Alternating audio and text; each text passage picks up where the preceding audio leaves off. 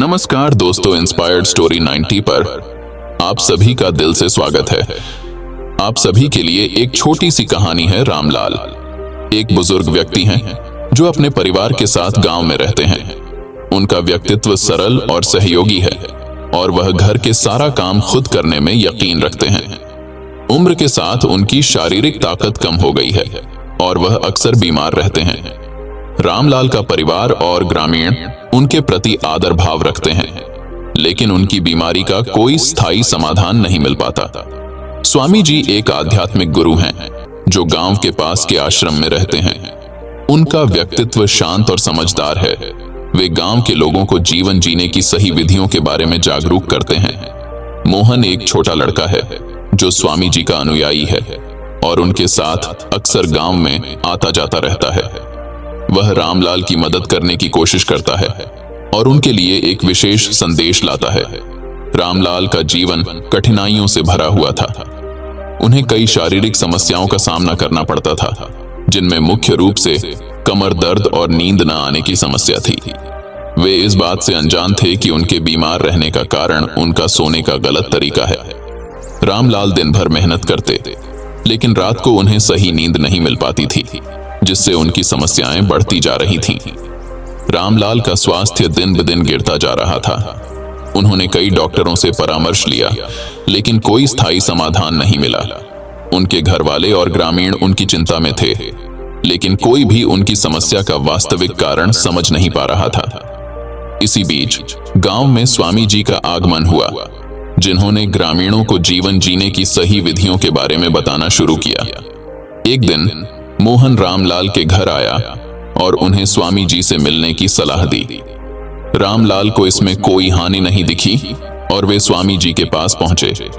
स्वामी जी ने रामलाल की समस्याओं को ध्यान से सुना और उन्हें समझाया कि उनकी बीमारियों का मुख्य कारण उनके सोने का गलत तरीका है। स्वामी जी ने रामलाल को सोने का सही तरीका बताया।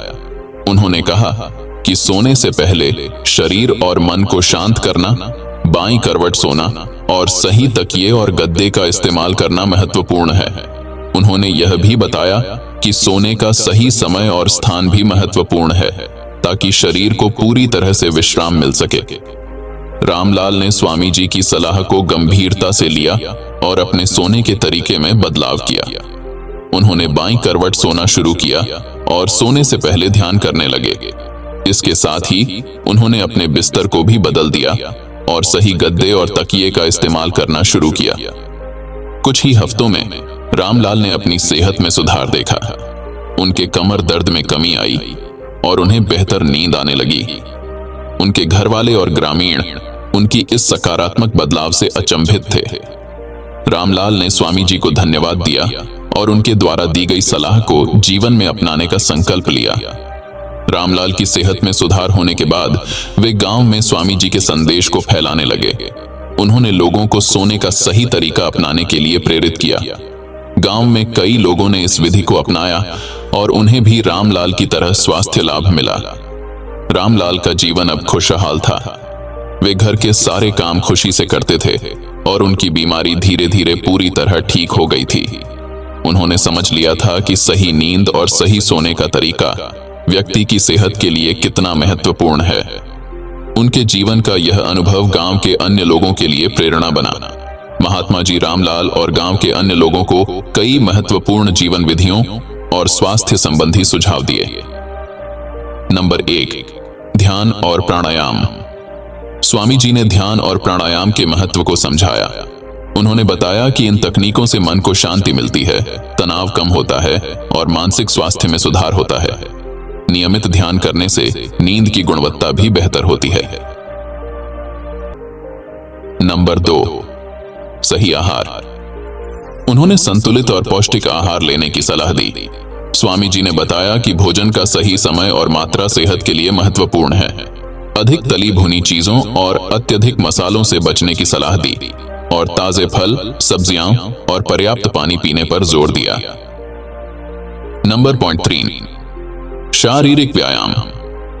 महात्मा ने नियमित शारीरिक व्यायाम की आवश्यकता पर बल दिया। उन्होंने सरल योगासन और सुबह की सैर के फायदे बताए, जो शरीर को ताजगी और ऊर्जा प्रदान करते हैं। नंबर 4, नींद की दिनचर्या। सोने और जागने का एक नियमित समय रखने का महत्व बताया ताकि शरीर की जैविक घड़ी स्थिर रह सके। उन्होंने यह भी सिखाया कि बिस्तर पर जाने से पहले स्क्रीन टाइम जैसे टीवी, मोबाइल को कम करें और हल्का भोजन करें जिससे अच्छी नींद आ सके। नंबर 5, सकारात्मक सोच। स्वामी जी ने सकारात्मक सोच और मानसिक स्वास्थ्य के बीच संबंध पर चर्चा की। उन्होंने तनाव और चिंता से निपटने के लिए सकारात्मक दृष्टिकोण रखने की सलाह दी। नंबर 6, सामाजिक संबंध। स्वस्थ सामाजिक संबंधों की महत्ता पर जोर दिया जिससे भावनात्मक समर्थन मिलता है और मानसिक स्वास्थ्य में सुधार होता है। उन्होंने परिजनों और दोस्तों के साथ समय बिताने की सलाह दी। नंबर 7, स्वस्थ वातावरण। स्वच्छ और शांतिपूर्ण वातावरण में रहने के फायदे बताए। उन्होंने घर और आसपास की जगह को स्वच्छ रखने के साथ ही शोरगुल से बचने की सलाह दी जिससे मन और शरीर दोनों को आराम मिलता है। इन शिक्षाओं ने गांव के लोगों को न केवल बेहतर स्वास्थ्य प्राप्त करने में मदद की बल्कि उनके जीवन में समग्र रूप से सकारात्मक परिवर्तन भी लाए। इस तरह इस कहानी का सुखद अंत हमें यह प्रेरणा देता है कि सही सोने का तरीका अपनाकर हम अपने जीवन को स्वस्थ और खुशहाल बना सकते हैं। धन्यवाद। नमो बुद्धाय।